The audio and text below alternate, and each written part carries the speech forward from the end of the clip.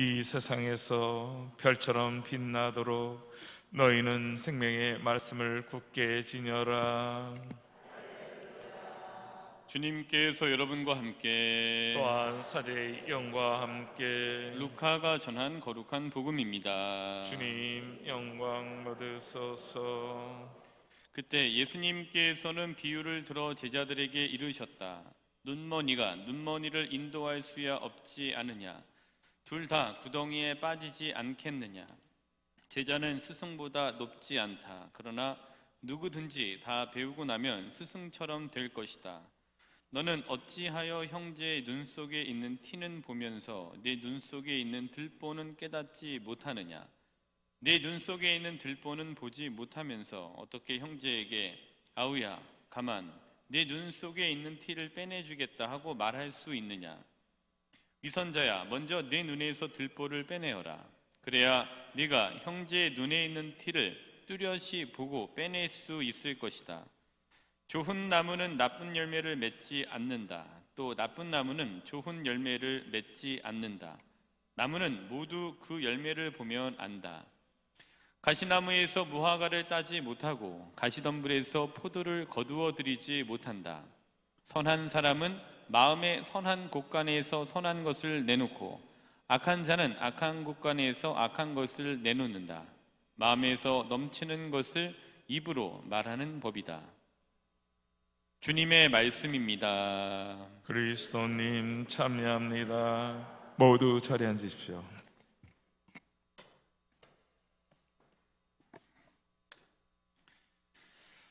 이제 이런 생각들을 해보게 돼요. 제가 막 이제 오실 때 성경을 많이 갖고 오셨으면 좋겠습니다.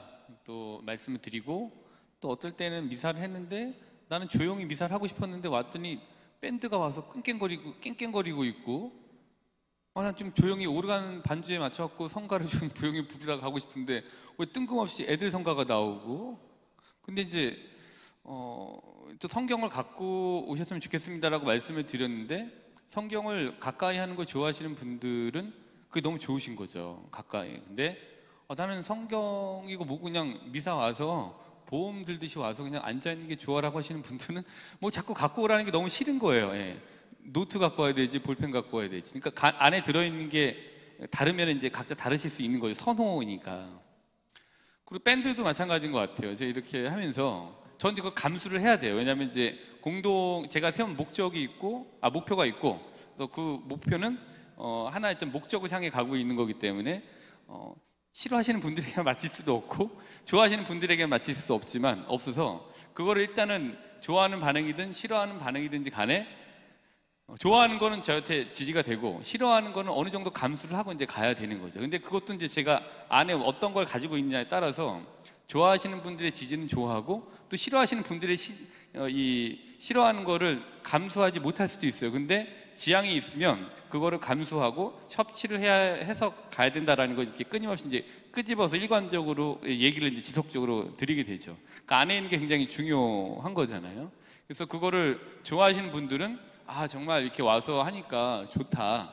더불어서 음향을 바꿨으니 음향에서 이전에 조금 답답한 소리였는데 이제는 좀 시원하게 나오니까 소리가 더 잘 들린다라고 좋아하실 수 있고 근데 이제 그거 싫어하시는 분들은 그때는 그냥 그렇게 들었는데 이제는 음향이 좋아지니까 밴드의 깽깽거리는 소리가 더 깽깽거리니까 더 깽깽거리는 소리가 듣기 싫다 이렇게 이제 생각하실 수도 있는 거예요. 이게 선호가 있으니까. 근데 그거를 감수하고 이제 가는 거죠. 근데 어쨌든 사람이 안에 뭐를 갖고 있는 거에 따라서 호불호가 갈리고 뭐를 갖고 있는 거에 따라서 선하기도 하고 악한 어떤 무언가를 내놓기도 하는 것 같아요. 그래서 안에 있는 렌즈가 굉장히 중요한 것 같아요. 그래서 오늘 미사 전에 예비신자분들께 드렸던 그 세계관의 말씀은 내가 봤던 세계, 가지고 있던 세계관에 따라서 세계가 이렇게 보였을 거다. 그러나 신앙이라는 렌즈를 끼시고 가는 연습을 하시다 보면은 분명히 그 봤던 세계관, 가지고 있던 세계관이 이렇게 좀 변하시게 될 거다. 또 10달간의 여정 안에서 그거 변화되기를 우리가 같이 기도한다라는 이제 말씀을 드렸던 거죠. 그러니까 우리가 이제 어떤 렌즈, 어떤 생각의 추를 갖고 있느냐에 따라서 상황이 같지만 같은 상황, 다른 이제 결과들을 내놓게 된다. 이것도 제가 올 때부터 지속적으로 일관적으로 말씀드렸던 이제 이 주제들입니다.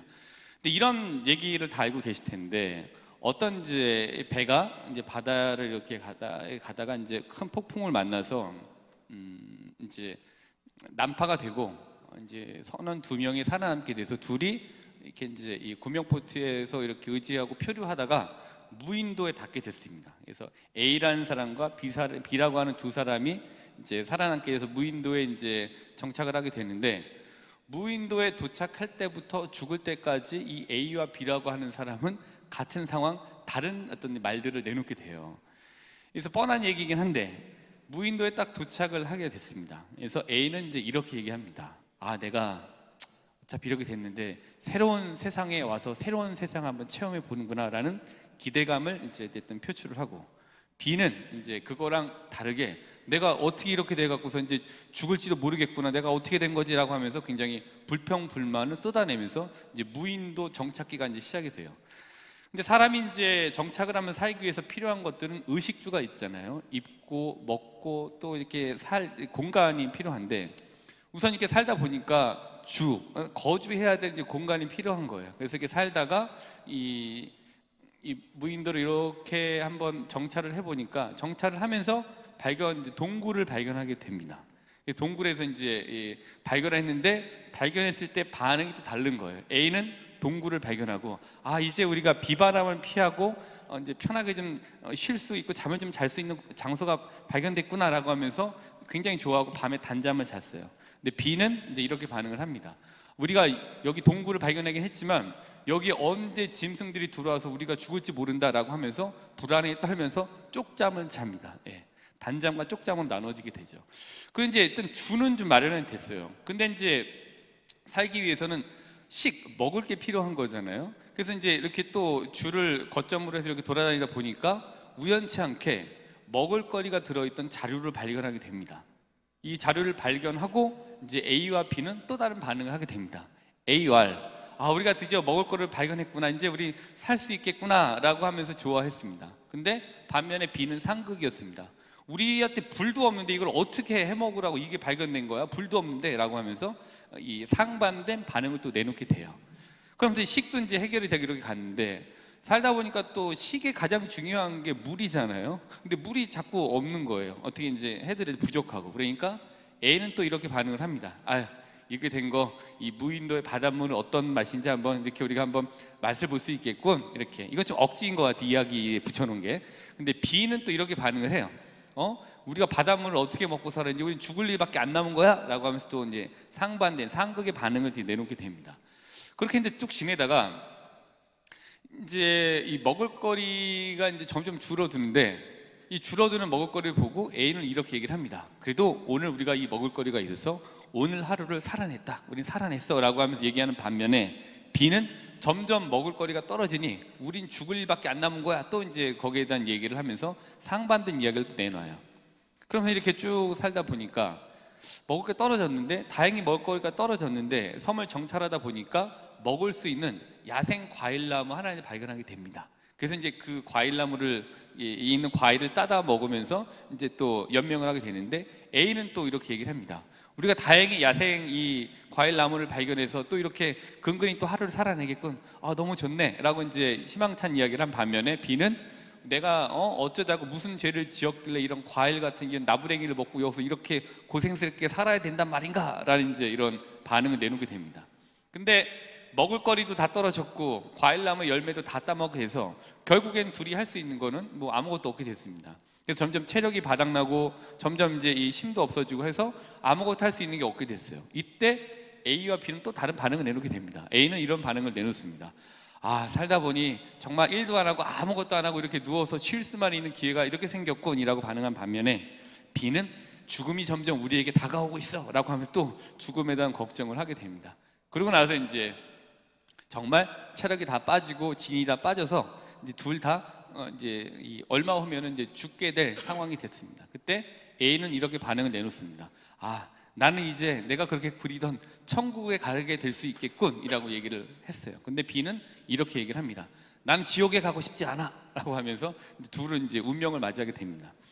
무인도 정착이라고 하는 같은 상황에 무인도 정착에서 있었던 과정들이 똑같았을 텐데 다른 반응들을 가졌고, 결국에는 똑같은 죽음이었지만 다른 마음가짐을 가지고 하나는 천국을 받고 하나는 지옥을 보고 이제 운명을 맞이하게 됐습니다. 결국에 A는 이제 편안한 죽음, B는 굉장히 두려움과 어떤 알지 못하는 것에 대한 불평과 불만이 얼굴에 가득한 채 죽음을 맞이하게 되죠. 같은 상황과 그런 다른 결론, 같은 상황과 다른 받아들임, 같은 상황과 다른 진행 과정들이 이 이야기에 이렇게 있게 됐습니다. 안에 이제 뭐가 있느냐에 따라서 똑같은 상황인데 다른 걸 이렇게 자꾸만 보게 만들어요. 이 상황인데 이렇게 보는 반면에, 진취적으로 보는 반면에 이 상황인데 굉장히 태보적으로, 퇴행적으로 상황을 보고 이제 주저앉게 되죠. 사실 코로나도 마찬가지인 거예요. 이 코로나 시기도 마찬가지였던 것 같아요. 처음에 왔을 때 피정 때도 말씀드리고 미사 때, 강론 때도 자주 말씀을 드렸는데, 코로나라는 상황이 누구에게나 다 당황스러운 상황이었습니다. 교회에게도 굉장히 당황스러운 상황이었죠. 근데 준비가 됐던 사람들은 덜 당황했어요. 근데 준비가 전혀 되지 않았던 교회는 굉장히 더 많이 오래 당황을 하면서 이제 아무것도 못했죠. 근데 코로나가 왔을 때 어떤 교회는, 준비가 됐던 교회는 덜 당황하고 그걸 이제 이렇게 해서 이렇게 해보, 우리가 먼저 아무것도 안 하고 있는데 이런 것들을 한번 내어놓고 선점을 해보자 라고 하면서 굉장히 진취적이고 희망적인 게 뭔가를 이어오는 데가 있었습니다. 근데 반면에 어떤 교회는 이 상황에서 우리가 할 수 있는 게 아무것도 없어, 우리는 할 수 있는 게 뭐가 있어 라고 하면서 아무것도, 기본적인 것 이외에는 아무것도 하지 않는, 왜냐하면 이제 어떤 이거를 해야 될지 모르는 상황이었으니까 그렇게 이제 갈라지게 되었습니다. 그러니까 꼭 마찬가지였던 것 같아요. 우리가 사는 것도 어떤 거를 가지고 있느냐에 따라서 삶의 비슷한 사건들이 다르게 이제 보여지게 되고 다르게 진행이 되게 됩니다. 어떤 경우에는 희망적으로, 어떤 경우에는 굉장히 절망적으로, 또 어떤 경우에는 이제 앞서 말씀드린 것 같이 진취적으로, 어떤 경우에는 굉장히 퇴행적으로. 사실 그렇잖아요. 앞서 말씀드린 것 같이 밴드를 싫어하시는 분들도 계시고 좋아하시는 분도 계신데, 어떤 분들은 그걸 굉장히 가지고 있는 거에 따라서 나는 이게 좀 밝다, 굉장히 희망차다. 어떤 분들은 시끄럽다. 나는 성당에는 굉장히 파이프 오르간 소리에 굉장히 이런 이제 클래시컬한 것들이 나오면 좋겠다라고 생각하시는 분들도 계시죠. 이건 이제 호불호인 거고, 근데 이제 호불호는 괜찮은 것 같아요. 본인이 갖고 있는 성향에 따라 다른데, 근데 안에 굉장히 이제 선한 것이 있느냐 악한 것이 있느냐에 따라서 선한 게 나오고 악한 게 나오는 거는 이제 우리한테 이제 문제가 되는 거죠. 그래서 안에 어떤 게 많이 쌓여져 있고 어떤 게 많이 쌓여지고 있느냐가 무척이나 중요한 것 같아요. 그래서 오늘의 키워드는 이겁니다. 선선선 악악악. 선한 사람은 선한 곳간에서 선한 것을 깨놓고, 악한 사람은 악한 곳간에서 악한 것을 꺼내놓는다. 선선선 악악악. 이렇게 선과 악으로 표현됐지만 결국에 이제 안에 무엇이 들어있느냐가 중요하다는 말씀을 드리는 겁니다. 그래서 우리가 루카복음 한번 찾아볼까요? 이제 루카복음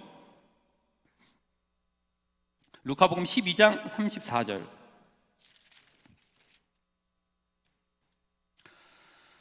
루카복음 12장 34절.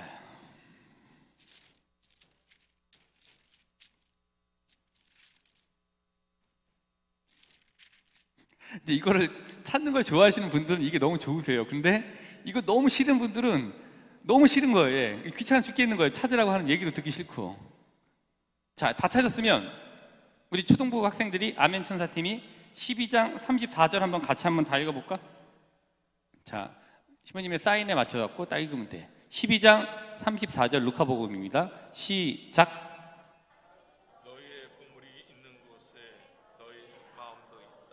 그렇습니다. 우리 마음에 뭐가 있느냐에 따라서 우리가 쏠리는 게 달라진다는 얘기를 한 거죠. 그 어떤 사람은 그게 보물이라고 보기도 하고, 들어있는 거에 따라서 어떤 사람은 이게 쓰레기라고 보기도 하는 거고, 어떤 사람은 이게 보물이라고 보기도 하고, 어떤 사람은 이게 아무것도 소용 가치가 없는 소용없는 걸로 이제 보이게, 무의미한 걸로 보이게도 되는 겁니다. 그래서 무엇을 보물이라고 생각하느냐, 무엇을 어떻게 생각하느냐는 결국 마음에 무엇을 품고 있느냐를 그대로 드러내 보여준다고 생각이 들어요. 그래서 오늘 복음을 한번 이제 보도록 하겠습니다. 루카복음 6장 우리 37절부터 45절인가요? 네, 39절부터 45절. 루카복음 6장 한번 볼까요? 39절부터 45절. 자, 41절하고 42절을 한번 보시면은 이제 이렇습니다. 너는 어찌하여 형제의 눈 속에 있는 티는 보면서 내 눈 속에 있는 들보는 깨닫지 못하느냐? 42절은 내 눈 속에 있는 들보는 보지 못하면서 어떻게 형제에게 아우야 가만, 네 눈 속에 있는 티를 주겠다 하고 말할 수 있느냐. 근데 여기서 얘기하고 있는 티와 들보는 제가 받아들이기로는 마음에 무엇을 가지고 있느냐, 어떤 가치관을 가지고 있느냐, 또 어떤 생각의 추를 가지고 있느냐를 얘기해 주는 게 티와 들보인 것 같아요. 다른 것일 수도 있습니다. 근데 티만 가득한 사람은 티만 보이는 것 같아요. 왜? 그게 자기의 세계관이니까. 들보가 가득한 사람은 남에게서 들보만 보이는 거예요.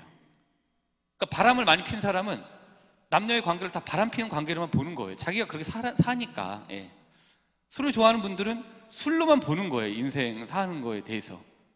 왜? 자기가 그걸 가지고 있으니까.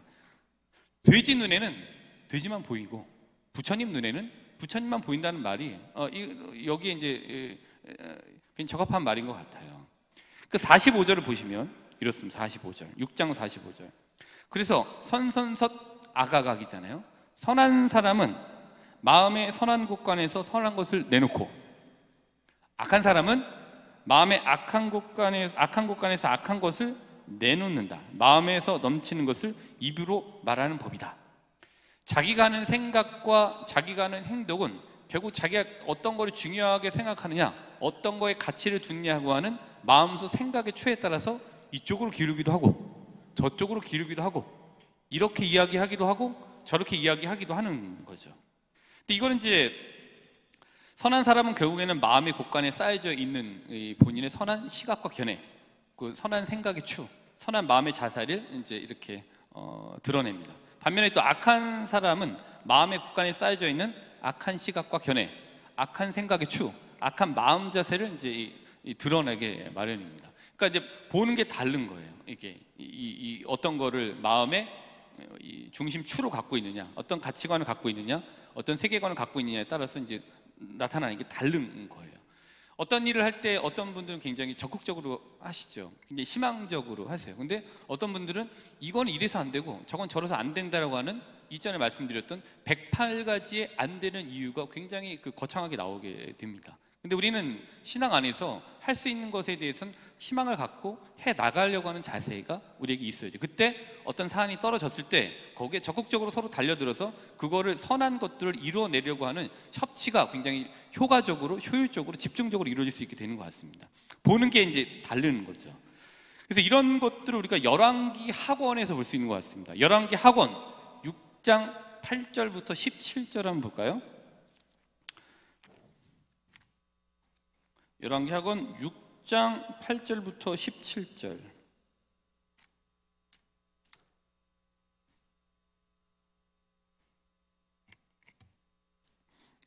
6장 8절부터 17절.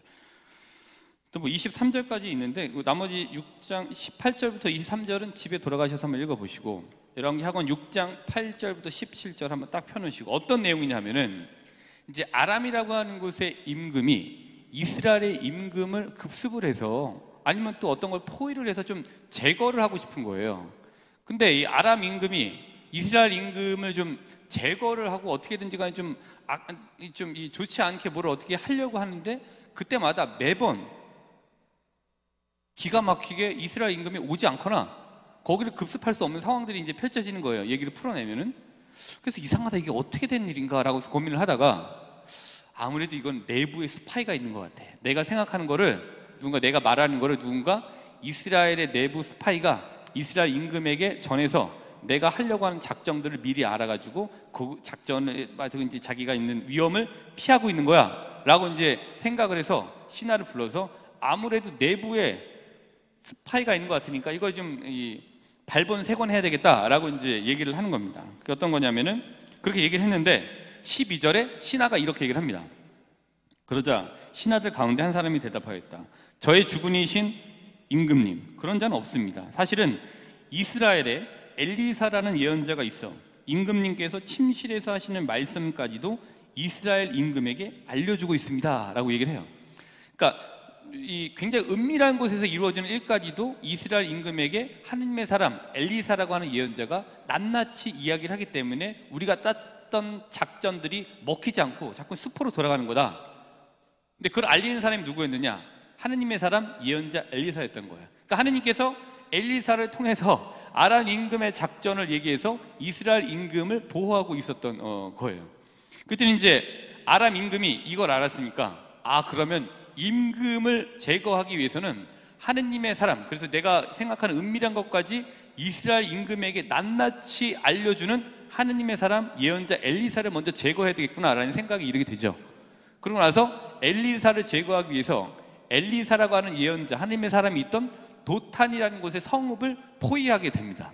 근데 그때 엘리사에게 시종이 하나 있었는데 그 시종이 바깥에 나가갖고 엘리사를 이제 이렇게 제거하기 위해서 몰려왔던 아람의 군대와 병거들을 보게 됩니다.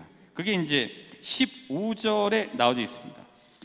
하느님의 사람의 시종이 아침 일찍 일어나서 밖에 나갔다가 군마와 병거를 거느린 부대가 성읍을 둘러싸고 있는 것을 보았다. 그 종이 엘리사에게 아이고 주인님 이걸 어찌하면 좋겠습니까? 하고 물었다. 제가 지금 설명드렸던 그 상황이에요. 지금 이 군대를 포위하고 이제 그거를 이 엘리사의 시종이 봤던 거예요. 그래서 엘리사의 시종은 지금 굉장히 두려웠던 거예요. 현상이 있었습니다. 자기들이 있는 성읍을 포위했던 어마어마한 군대와 병거라 있는 상황, 그 현상을 이 엘리사의 시종이 봤어요. 근데 엘리사의 시종은 두려워서 엘리사에게 이야기를 했는데 엘리사는 이렇게 얘기합니다. 엘리사는 보는 게 달랐습니다. 16절입니다. 엘리사는 두려워하지 마라. 우리 편이 그들 편보다 많다. 우리 편이 그들 편보다 많다고서는 이렇게 기도하였다. 주님, 저 아이의 눈을 여시어 보게 해주십시오. 그러자 주님께서 그 종의 눈을 열어주셨다. 그가 보니 군마와 불병거가 엘리사를 둘러싸고 온 산에 가득하였다. 이렇게 되어 있습니다.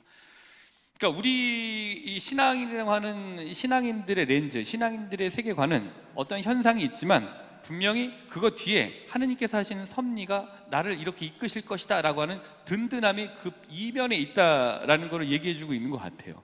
아이의 눈에는 똑같이 보이죠. 이 굉장히 그 성읍을 포위했던 무시무시한 군대. 근데 엘리사의 눈에는 그 너머에 있던 더 많은 하느님의 군사들이 이렇게 포위하고 본인을 호위하고 있는 것을 알았던 거예요. 이게 든든하기 때문에 두려워하지 않고 안정감 있게 있었던 겁니다. 이게 이제 오늘 말씀드렸던 열왕기 상권 6장 8절에서 17절까지의 이야기예요. 여러 가지 있었지만 결국에는 똑같은 상황이었지만 보는 게 달랐죠. 왜냐하면 이제 엘리사는 그게 있었던 거, 하느님께서 함께 하신다라는 것에 대한 이 확신이 있었기 때문에 현상 이면의 걸 볼 수 있게 됐던 거죠. 내 말이 맞지? 내 말이 맞는 거야. 하느님께서 어떤 일이 있지만 그 이변에 하느님께서 든든히 이렇게 호위하시는 하느님의 힘이 있지? 대단해. 애들 대단한 거네. 이 아이들 뒤에 있는 거예요. 대단합니다. 자, 애들한테 지실 수는 없는 거니까 우리 오신 어르신들도 우리 신자분들도, 그러니까 우리 현상이 있지만 그 뒤에 분명히 우리에는 하느님께서 어떠한 형태로든지 간에 섭리하신 하느님의 힘이 있는 거죠? 있는 거죠? 니네가 이겼어. 있는 거지? 지기 싫어 애들이. 애들 뒤에 하느님의 힘이 있는 것 같아요. 더 크게. 잘했어. 자, 오늘 끝나고 다 모여. 알았지? 끝나고 밑으로. 자, 이게 있습니다. 그러니까 이제 어디에 어떤 이제 신앙의 추, 어떤 신앙 확신의 추를 가지고 있느냐가, 또 어디에 무게중심을 두느냐가 보여지는 것에 대한, 현상에 대한 상황 판단과 상황 판단에 따른 대처를 다르게 만드는 것 같습니다. 다시 한번 상기해 보면은 루카복음 6장 41절부터 42절을 한번 다시 한번 읽어보고 6장 45절 한번 읽어볼게요. 6장 41절부터 41절 이겁니다. 너는 어찌하여 형제의 눈 속에 있는 티는 보면서 내 눈 속에 있는 들보는 깨닫지 못하느냐? 내 눈 속에 있는 들보는 보지 못하면서 어떻게 형제에게 아우야 가만 내 눈 속에 있는 티를 빼내주겠다고 말할 수 있느냐? 자, 6장 45절로 넘어갈까요? 선한 사람은 마음의 선한 곳간에서 선한 것을 내놓고 악한 자는 악한 곳간에서 악한 것을 내놓는다. 마음에서 넘치는 것을 입으로 말하는 법이다. 어디에 마음에 뭐를 갖고 계시느냐 한번 저희가 돌아볼 수 있는 좋은 계기를 마련해주는 이 복음 말씀인 것 같아요.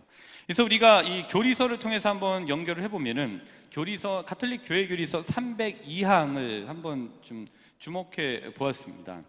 302항의 내용은 이렇습니다. 만물은 고유의 선과 완전성을 가지고 있기는 하지만 창조주의 손에서 완결된 상태로 나온 것은 아니다.